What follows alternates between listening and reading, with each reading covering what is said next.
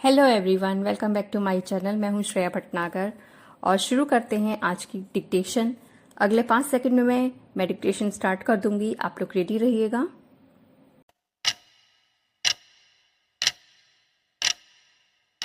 देश का स्वतंत्रता संग्राम केवल इसलिए नहीं लड़ा गया था कि शासकों के चेहरे बदले जाएं।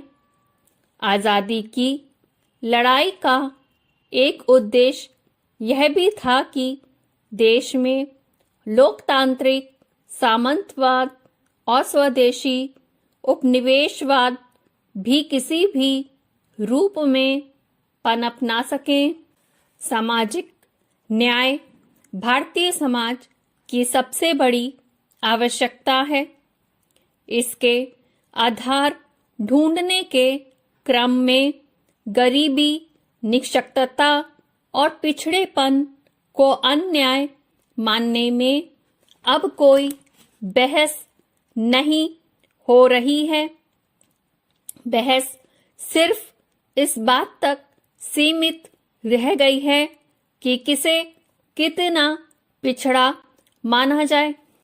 आरक्षण की बहस में उलझे बिना इस तथ्य को सर्वानुमति से स्वीकार किया जा सकता है कि जो नागरिक 65 वर्ष की उम्र पार कर चुका है और जिसके पास परिवार की सेवा या आर्थिक आय का स्रोत नहीं है, वह सर्वाधिक पिछड़ा हुआ है।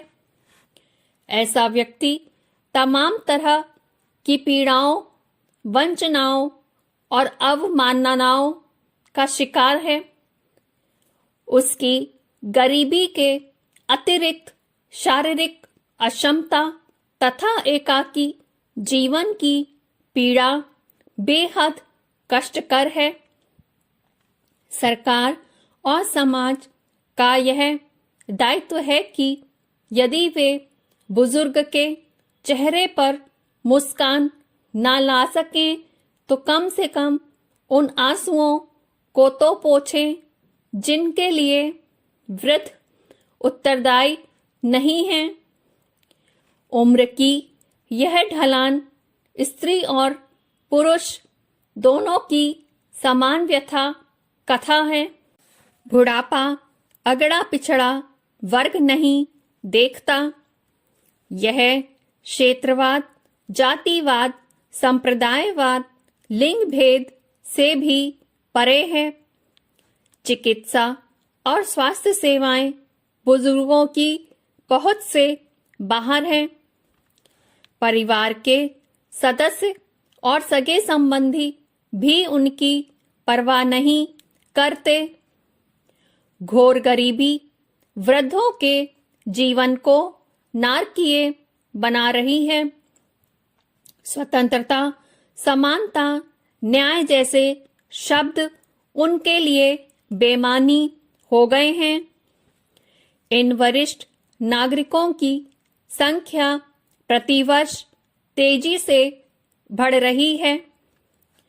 पौष्टिक भोजन के अतिरिक्त चिकित्सा सुविधाओं के अभाव और तनाव झेलते झेलते इनमें से अधिकांश आर्थराइटिस, डायबिटीज, हृदय या किडनी की बीमारी से ग्रस्त हो गए हैं। ये लोग ना जी सकते हैं और ना मर सकते हैं। जो वृद्ध शारीरिक रूप से विकलांग हो गए हैं, उन्हें परिवार और समाज बोझ समझने लगता है। उनके इलाज के लिए सस्ती स्वास्थ्य सेवाएं सुलभ नहीं हैं। पश्चिमी समाज की तरह ये वृद्धावस्था में मनोवैज्ञानिक दाम्पत्य भी स्वीकार नहीं कर सकते। अगली पीढ़ी इनका सम्मान नहीं करती। वह तो इन्हें घर में रखना तक गवारा नहीं करती।